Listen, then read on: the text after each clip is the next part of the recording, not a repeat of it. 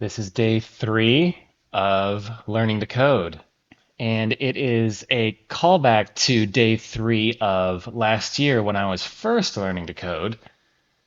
I've gone over before in the last video how I went through some Code Academy courses, not many, just enough to become a little familiar with the Python language. And so now, several months later, I'm coming back and refreshing it through a different course that I've purchased. And this is my journal entry, so to speak, on going through the process as an architect, licensed architect, who never thought he would learn anything about computer code. What had I learned so far by this point last year? I won't go into the details, but I will say, just for kind of a milestone, that I had learned about data types, things like integers, booleans, floats, strings, stuff like that. How the computer would read each piece of whatever, each item that I told it to read.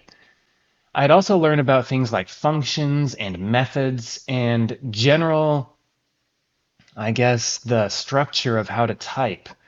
So, when to make a new line, and when to indent a line, for example, in a loop.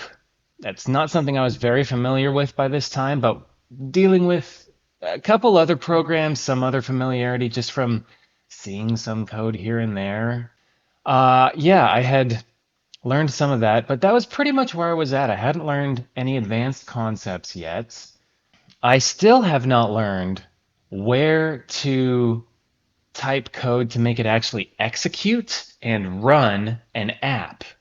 So my goal is to be able to make an app that other people can use. So they'll have to download it, they'll have to be able to use it on the web, whatever. They'll have to have access to it somehow.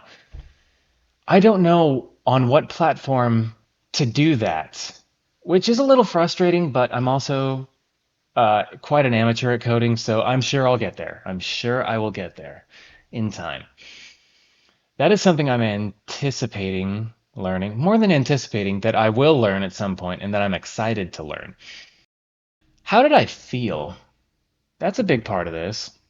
I felt at the same time excited and disappointed, specifically in my younger self.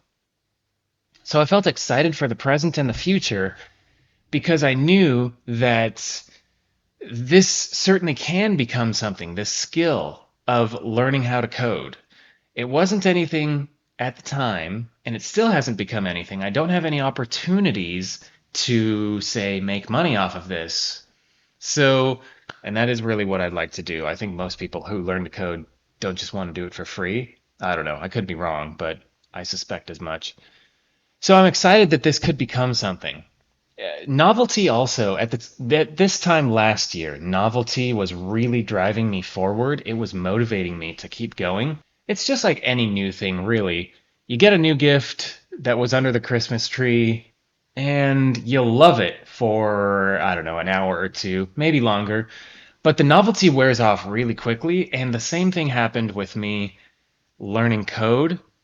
Now that I'm about a year into it with several months off, between when I started and now picking it up again, then it's not novel anymore. I've seen enough lines of code and I've sat here for enough hours, not a lot. I don't want to make it sound like a lot, but I've sat for at least enough to find out that sitting here can be not the most fun thing. It's not thrilling. That's the word I'm looking for. Uh, it is when I'm in my flow state, but learning this, I'm usually more on the side of this is really challenging for me, and I have a lot more to learn. Most of this stuff is unknown to me, but stick with it, I will. I keep telling myself I will persist, and that's what I'm going to do. I'm not going to say much more about that because persistence is action. It's not something you just talk about in words, so I'll let that stay there. So disappointed in my former self, in my younger self. I'm feeling that too now still. And I did when I was first learning this because I'm learning some concepts that sixth graders learn, middle schoolers learn for sure. That's pretty common nowadays. And I'm roughly 3 times their age, so a little bit of embarrassment there. And yet, the few people who know how to code who I've talked to, they have not put me down at all.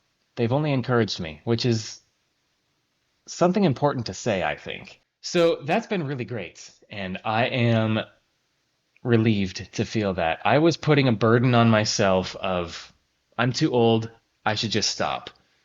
But again, coming back to it, I haven't because I'm going to persist. And also, the people who I've talked to have been supportive. Yeah, that's been really great. Overall, I feel hopeful. This will likely turn into an opportunity, like I said before, but I don't know what. I have no idea what. So I know there's ability to make a career out of this in architecture. Heck, outside of the architecture and construction industry, there is a lot of use for the skill of knowing how to code.